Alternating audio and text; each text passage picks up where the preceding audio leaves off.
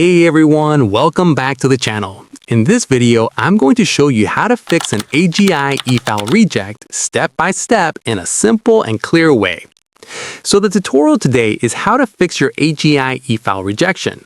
An AGI e-file reject usually happens when the adjusted gross income you entered doesn't match what the IRS has on file from your previous tax return.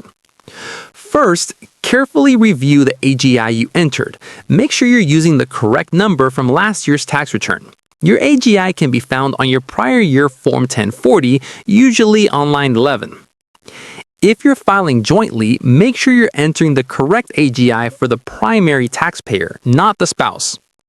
If you didn't file the tax return last year, or if the IRS has no record of it yet, enter 0 as your AGI and try e-filing again.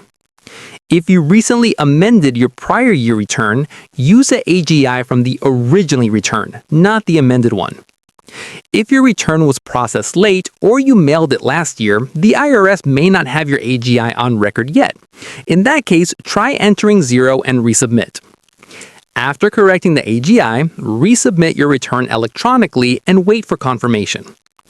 If your return continues to get rejected after multiple attempts, you can choose to print and mail your tax return instead. This avoids the AGI verification issue entirely.